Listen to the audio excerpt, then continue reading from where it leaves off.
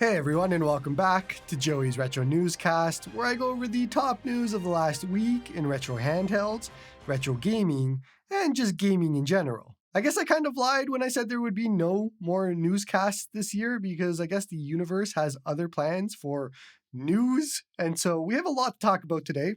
So I decided to do a newscast because there is a lot. I'm not going to jinx it and say this will be the last newscast. I'm hoping it will be because I do want a vacation, but we'll see. Big news this week, and this affects Retroid Pocket 5 users as well as others. But RPCS3, the PS3 emulator, is now available on ARM64. This means for anybody dual booting Linux on the Retroid Pocket 5, you will likely be seeing RPCS3 as an option once the people that are working on Linux get it to be working. I have no idea what the performance will look like on the Retroid Pocket 5. I would expect it to be decent, but I wouldn't expect full compatibility with the entire RPCS3 lineup. It's just an educated guess on my part. But it is super cool that we have another way to play PS3 games besides big x86 devices. CD Romance, a popular site for reasons, is no longer being updated. You can still access their files by logging in and using the repo, but the public-facing, non-login site will be no more. Their reasoning is the landscape has shifted dramatically in recent years, Nintendo, and they want to benefit from reduced exposure, which makes sense. So minus this news segment here, we won't be talking about them again. Just want to give you a heads up. This week's question of the week comes from an article that I read on gamesindustry.biz that said that gamers are spending more time watching games than playing games. So my question is that you? And if so, why? I'm on the complete opposite end of this. I don't really use Twitch. I don't really use YouTube, funny enough. And so I'm mostly just playing games. I don't really watch them except for trailers and things like that, or to get an idea at the launch of a game of what it is, what it looks like, all of that. But yeah, I don't spend a lot of time watching games and not playing them. But I can imagine there's a big segment of people out there that do because you have jobs, you're maybe at an office, you're at work, you pop up your phone on the side and you have Twitch going and you're just watching a guy play some games. And that helps you get work done because it's just kind of relaxing and you can watch something. So I'm putting myself in that situation as well as people who are maybe on a bus and want to watch something, that kind of thing. But I'm curious. Question of the week.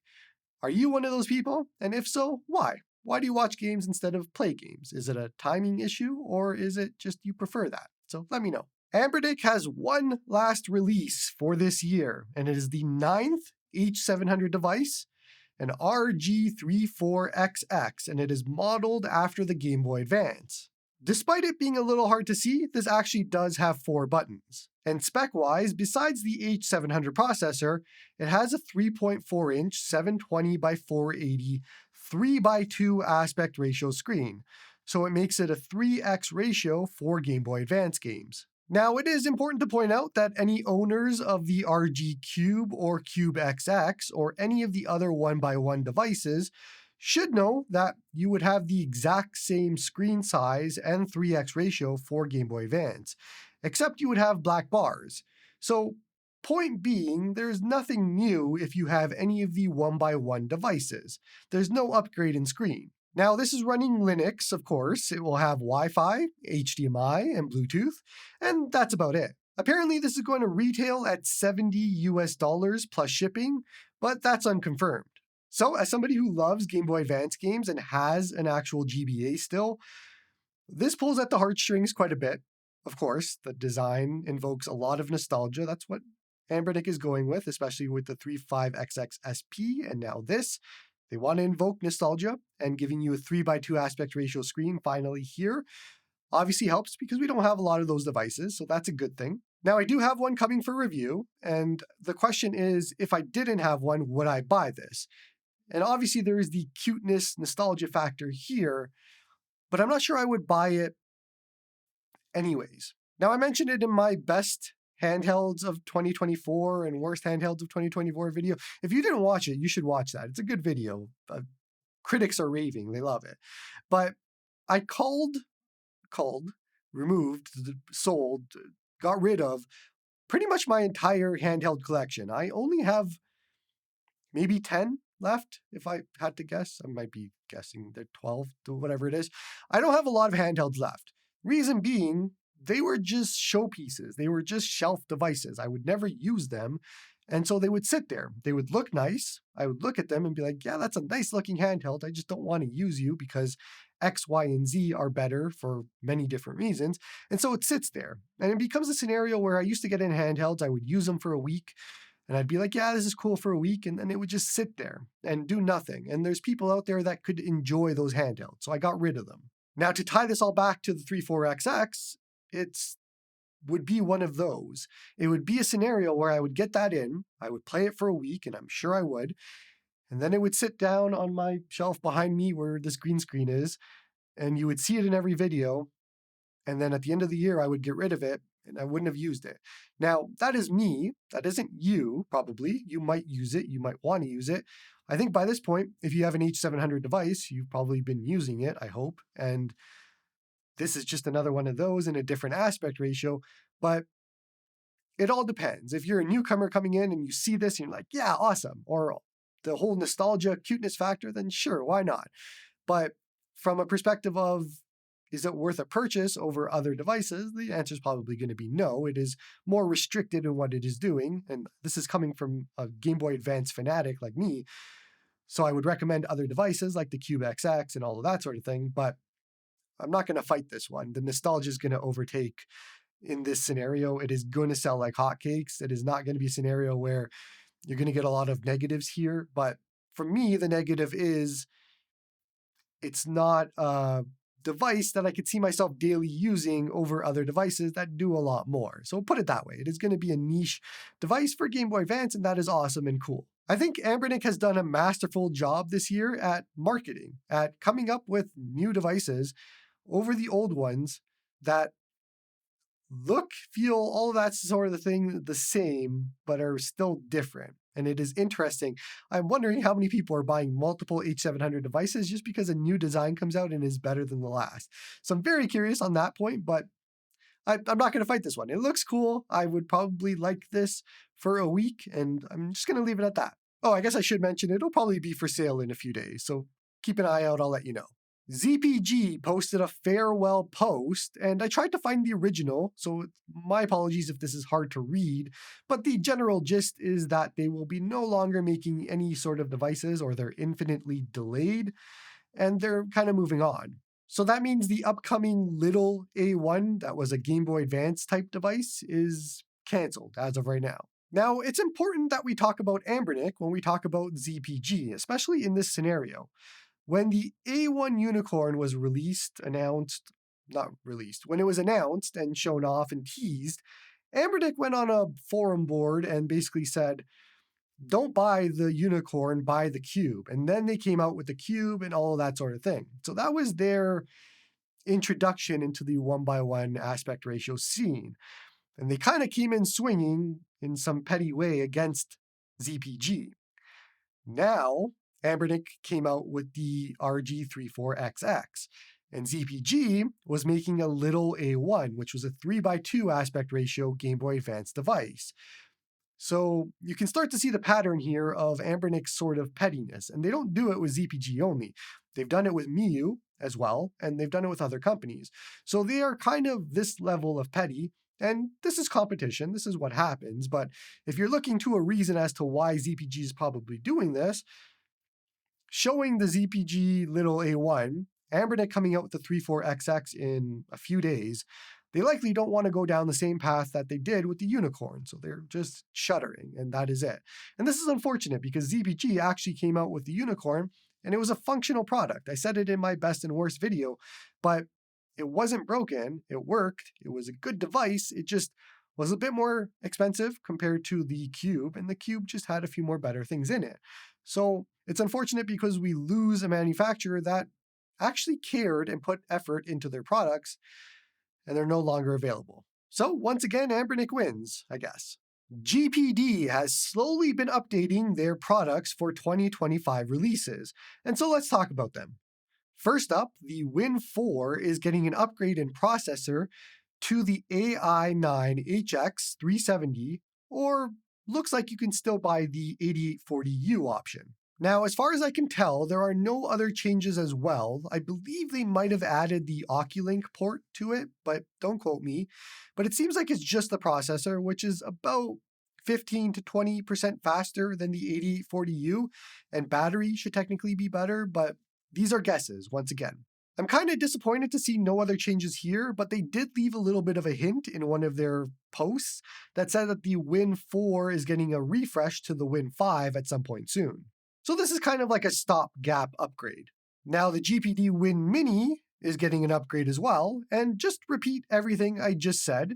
It is the same except no Oculink port, but the second processor option is the Ryzen AI 9365. The RAM also gets an upgrade from 6400 MT to 7500 MT. The M2 slot is now a 2280. It is 35 grams heavier. It is a bit taller and thicker, and apparently there's better cooling, but we'll see. It's interesting to note that they put the TDP range of the new Mini as 28 watts to 35 watts. Now, I am a GPD Win Mini 2024 owner. I still have it. It is around. And I had to cap it at 15 watts because it gets way too toasty at 18 watts or above. You can unlock it in the BIOS to get to 28 watts, and oh boy, I would never do that. So it makes me a little weary to see that they're saying 28 watts to 35 watts because I'm just going off of what I have right now, and it would never be able to do that. But I would have to assume this new cooling, these new chips, are a whole lot better to be able to do 28 watts comfortably and not burn your hands. Lastly, we have the GPD Win Max 2 2025, and same as the Win 4, two processor options, with the 8840U being the second. The Win Max 2 has 450 nits brightness, up from 400 nits in the previous one, but same other display specs, and there is a new second USB 4 port. The USB ports are also now 3.2 Gen 2 Type A. Once again, the RAM is upgraded to 7500 MT. Okay, so there's a lot to unpack here, and I want to instantly say that if you have a 2024 model, that you could probably skip this generation until the next refresh.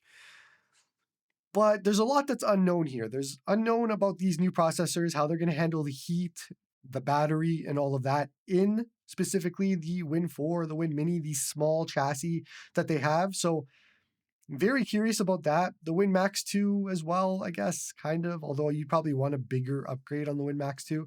So long story short, I am not going to say that you should skip these because that always comes to bite me. So I'm going to say maybe wait for better reviews and all of that sort of thing.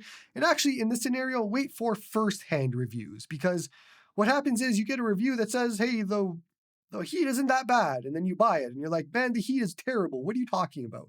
So wait for first-hand reviews on GPD products. Those are always the best kind of reviews.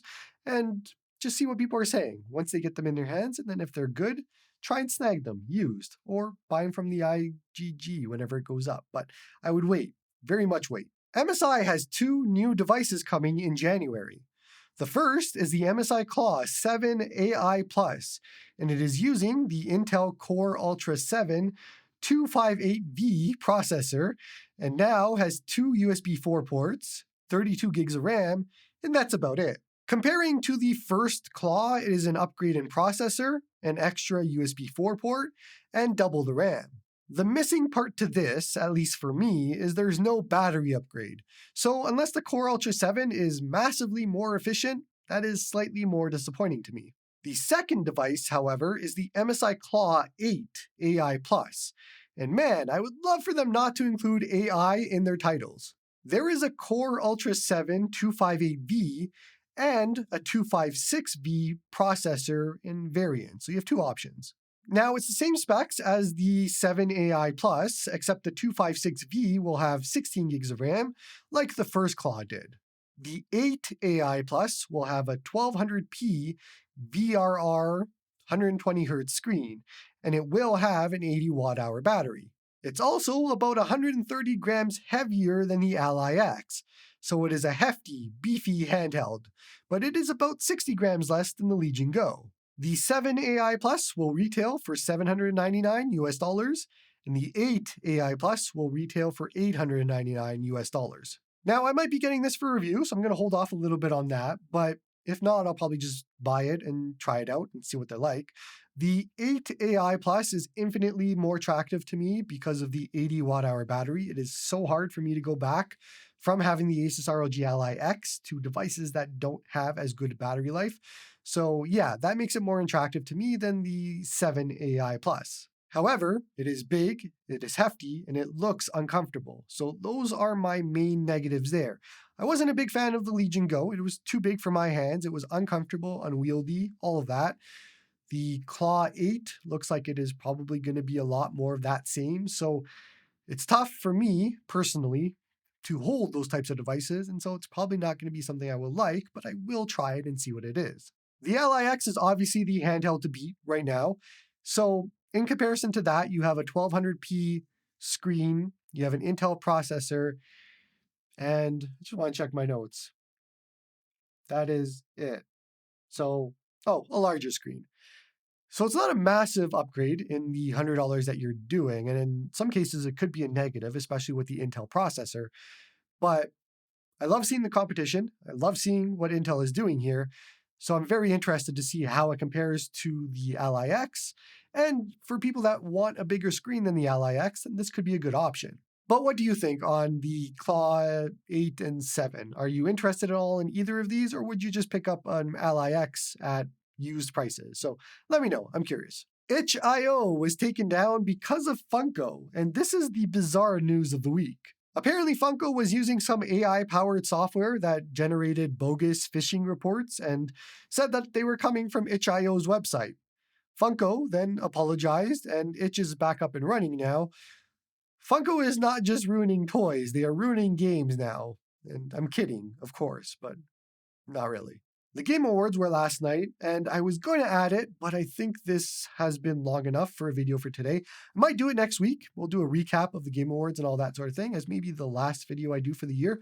We'll see. We'll see what news comes out in the next week or so.